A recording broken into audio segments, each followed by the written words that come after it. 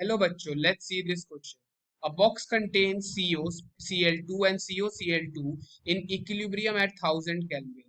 The removal of CO gas will option A decrease the concentration of COCl2, option B increase the concentration of Cl2, option C increase the concentration of COCl2 and option D reduce the concentration of CO as well as Cl2. अब इस question को समझने के लिए हमें कुछ important की concepts के ऊपर ध्यान देना होगा। हमें क्या गिवन है, एक रिएक्शन मिक्सचर में COCl2 and COCl2 are in equilibrium.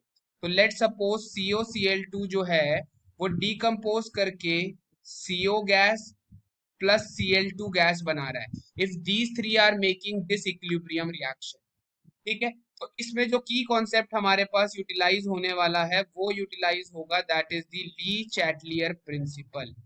Lee Chatelier principal हमें क्या एक्सप्लेन करता है, अगर सपोज कोई रिएक्शन है A plus be forming C, तो हम इसके अंदर कोई एक ऐसा चेंज कर रहे हैं जिसकी वजह से इसका जो इक्विलिब्रियम है वो क्या कर जाता है, शिफ्ट कर जाता है।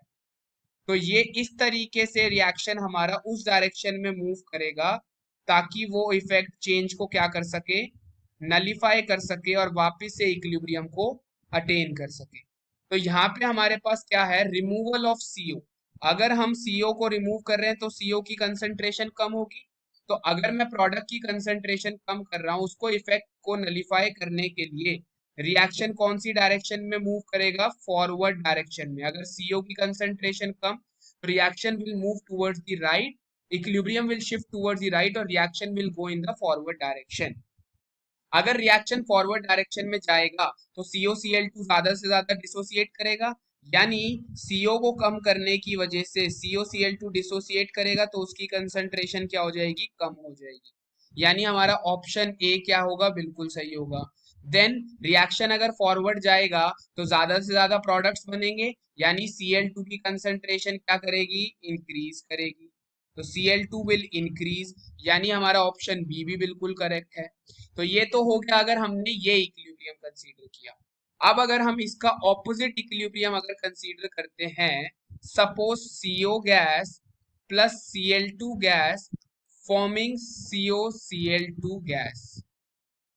ठीक है जी, अगर मैं इसके केस में CO को अब रिमूव करता हूं, अब यहाँ पे CO क्या है, रिएक्टेंट है। तो रिएक्टेंट की कंसंट्रेशन अगर कम करी तो अब इक्विलिब्रियम को वापस से अटेन करने के लिए रिएक्शन कहाँ पे जाएगा, बैकवर्ड डायरेक्शन में मूव करेगा। बैकवर्ड डायरेक्शन में मूव करेगा, दोबारा से COCl2 डिसोसिएट करेगा, तो यानी COCl2 की कंसंट्रेशन क्या करेगी, डिक्रीज करेगी। बैकवर्ड डायरेक्शन में आ रहा है तो क्लोरीन क्या करेगा, प्रोड्यूस होगा, तो क्लोरीन की कंसंट्रेशन बढ़ेगी इसके केस में, ठीक है। और increase the concentration of COCl2, तो यानी हमारे पास क्या हो जाएगा, दोनों ही, चाहे हम ये इक्विलिब्रियम कंसीडर करें चाहे हम ये वाला इक्विलिब्रियम कंसीडर करें, दोनों ही केसेस में क्या होगा, CO को रिमूव करने पे COCl2 की कंसंट्रेशन कम होगी और क्लोरीन की कंसंट्रेशन बढ़ेगी। तो हमारा करेक्ट आंसर क्या हो जाएगा, option A and option B.